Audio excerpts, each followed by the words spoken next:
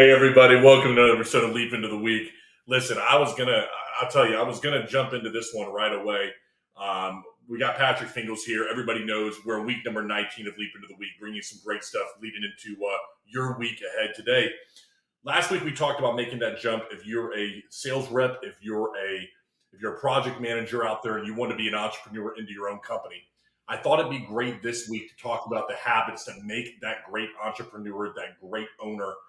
Patrick, I mean, I know that for you, it all comes down to just, always getting enough sleep, always eating right. I mean, just that's what it takes to be that owner out there every single day, right? I mean, what does it take? I mean, I'm just going to jump into it with you, man. What's it take to get to the level, brother? Yes, I mean, that's what it takes to be a motivational speaker. You know what I'm saying? I mean, that's what it takes to be somebody that teaches that doesn't actually do. Right? Like I seen that picture of Elon Musk on his yacht, big fat belly, thin in hair, right? Pale because he ain't been out of the office in 3 years. That's what it takes to succeed. Right. So, for me, it's like people always ask, like, what are your habits? Work all the time. Right? Like I work all the time. Think about it in your sleep, dream about it, have nightmares that you're missing a meeting, right?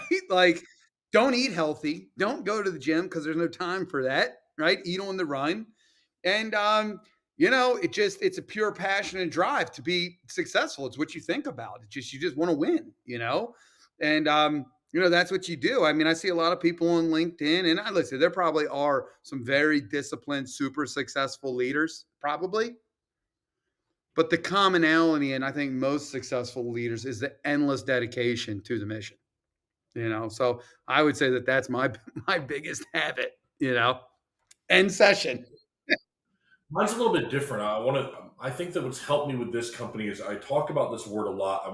I'm interested to hear your opinion and then some owners out there as well, maybe listen to this word, urgency. I think that what I have every single day is urgency with anxiety, of course, coupled with it.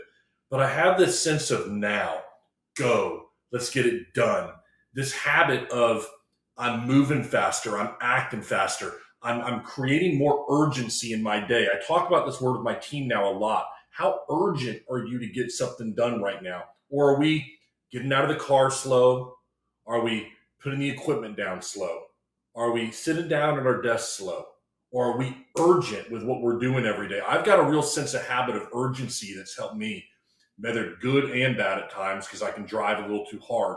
But this for me, it's been urgency. I didn't know what you thought. That word just always kind of comes to my mind. I think the best leaders have an extreme sense of urgency, right? I mean, they need it done today. When I say a leader, I'm not just, you don't have to be a CEO. You don't have to be just the owner to be a leader. Like maybe a sales leader. You could be a marketing leader. You could be a project leader, a production leader. But that sense of extreme urgency that like we can't have complacency. That's what nags you. That's what keeps you moving and working. I have to there's always these things that like I have to do. Like you take 2 days off or something like that. And then as the week's moving up, you're like, well, I have to do this thing and I have to do that thing and I have to do this thing. And we talked about this. I don't know what episode it was, might have been 3 when you talked about it. And I was like, dude, you don't have to do it. So don't be perplexed over yourself. Like you want to do it. Like you're like, how can I be more disciplined? Get home at 6 o'clock. I'm like, I don't know, want to be there. You don't want to be there. You want to be at the office at 9. So stop lying to yourself. Bring yourself a cot in and a coffee maker, and just stay there and go to work. And don't have any remorse or regret over it because that's what's fulfilling you right now, or that's what you're attempting to fulfill yourself with, as we talked about last week.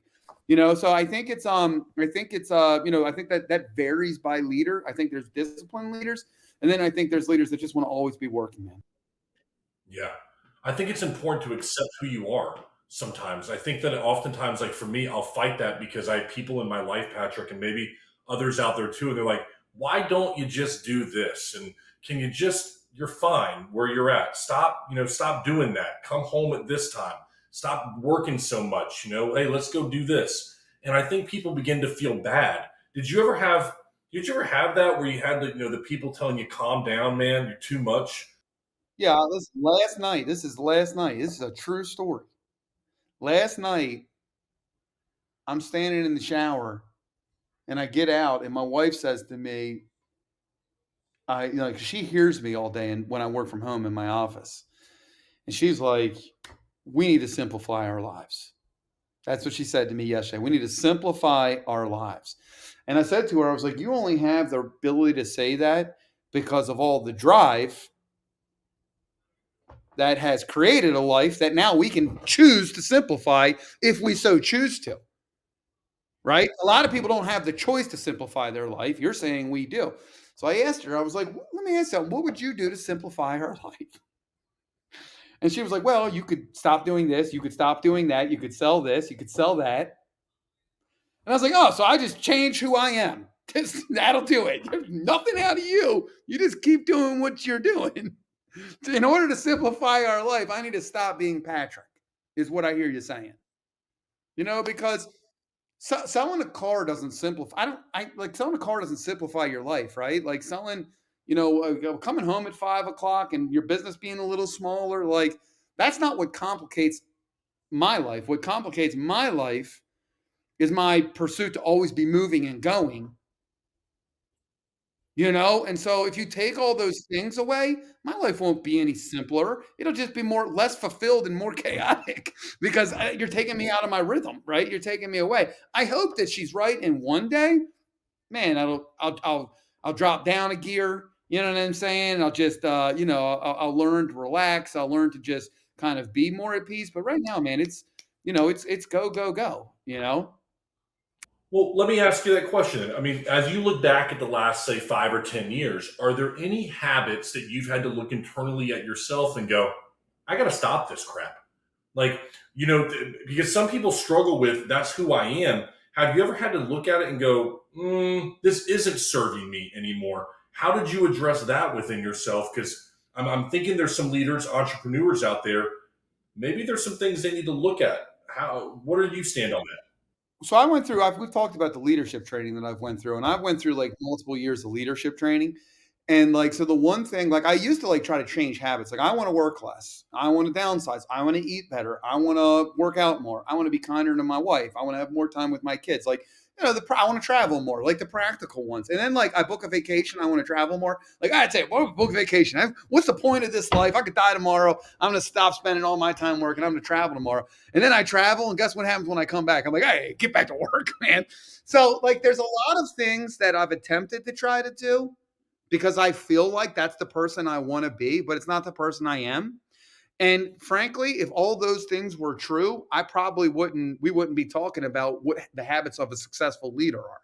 Because the habits of a successful leader is talking to a successful leader and just saying, who are you? Somebody else's habits are slightly different than mine, but when you try to really alter your habits, then the organic result that made you a great leader is not there anymore. Now that's different than being aware of your weaknesses and changing your leadership style. So whenever I've tried to be a version of myself that's different, like a more healthy version, eat better, it's always very short lived, right? Like I just, as long as I'm working, man, I'm putting myself into it. It's who I am. But I have had a lot of success in saying, okay, if I'm going to do that, how can I enjoy that more? I used to have a lot of frustration. I let a lot of that go. Right. I used to have this thing where like a problem would land on my desk. It would be like an explosion, like blowing my desk up. And I'd walk around looking for a throat to choke and say, this shouldn't be happening. I'm not like, if you ask my like employees, like they wouldn't even be like, what? That's not, no, I've never seen him do that because it's been a decade since I've done that because I've learned to, hey, look, if I'm in this and I'm doing it, it's because I choose to. And if I choose to be here, I'm going to enjoy it, every part of it. The hard stuff, firing somebody, hiring somebody, hitting a target, missing a target, getting a flat tire on the way to the office, somebody forgetting to book the lunch, whatever the case may be. I'm just going to take that in stride because that's the life that I'm in. That's work. That's being a leader. So I've done some leadership training that's really altered my being to be a lot more just let's just solve it. Let's embrace it. Let's solve it. Let's do it. Let's whatever it is. It's not even solve it. It could be let's enjoy it. Let's celebrate it. Let's solve it. Let's fire it. Let's fix it. Right? Like, but whatever that thing is, whatever's happening, just do it and do it with the cleanest frame of mind. And when you come home at night, I say like I don't sleep well, but that's because his brain's always going. I don't worry. There can't be any worry. So like that's the one thing that I've done is I've been able, like the only thing I've ever done successfully as a leader is like remove the worry. A lot of time urgency is followed up by a worry and anxiety. That doesn't make you a better operator. When the plane's crashing and it's going down, like you don't be worried you're going to die. You just want to be like, okay, here's what I've been trained to do. I'm going to pull back on the step. We're going to fire up the engine. We're going to do this. We're going to hit the brakes, flip the flaps. Now, of course, you're scared and you're worried, but if you can get yourself to a place where you take that out of it, you would probably operate in a cleaner state of mind. And the plane's going to crash or it's not. Worrying about it ain't going to make a difference. So, you might as well just enjoy that moment. I know that's a very extreme scenario, but that's what I'm talking about. So I've learned to take the worry out of whatever I do. It doesn't mean that I don't have a dream that I missed a meeting and wake up with that anxiety. It doesn't mean that I have a little heart flutter when I have to let somebody go or we have to part ways with somebody. That's always a tough conversation to have. But like I used to pace back and forth and like just riddled with worry. I'm like, there's no place for that. I'm gonna do the best I can, keep a roof over my family's head, and keep food in their bellies. And I know I'll always be able to accomplish that. It's just to what level. So that like I saw my worry and I threw it away. I want to piggyback on that question for our last question here of the day. I know time is running short on this one, so I want to ask you this though, man. How much of that had to do with the leadership training, as opposed to, and I'm interested in this for myself and my business. I hope the viewers out there can understand this as well. How much of that had to do with your own personal development and training, as opposed to putting processes and people in place that surrounded who your habits were and who you were as a man and as a leader to facilitate who you are and what your habits are? Because I'm trying to, in my business, I guess I've maybe this is wrong, man. You can correct me here, okay? I've begun to start to think I am who I am. All right. Like this is my personality. We're going to go. This is me. You're going to deal with me. All right. I'm going to be a hard mother to deal with. Am I wrong, Patrick? Do I need to change that? Or do I just need to put processes in place that separate me from those situations? For me, the processes and the change and the people. I mean, that's kind of processes I put in place last year. Guess what? They're failing me today. The people I hired 3 years ago maybe don't work for me anymore. So that's going to always evolve. That's never like you can't check that box. Like all my worry goes away because I got a well-oiled machine. If you do, that's going to be short-lived, right? I'm an Orioles fan. I watch that oil machine go down like a torpedo, So I don't know if they're Orioles fans. I mean, they lost. They just got swept 3-and-out, man. They didn't get to come back on Friday. We're done, right? And so for me, the understanding how I wanted to operate and being totally content with that created the foundation for me to constantly deal with process change, personnel change, new challenges. So I would say that no, it's not the byproduct of effective scaling, effective change management is being a leader that is mentally prepared to deal with that. So I would say that it was all the leadership training that evolved that. So when I say, what's my biggest evolution as a leader, it's the lack of worry and the ability to navigate any happening or situation with a clear head.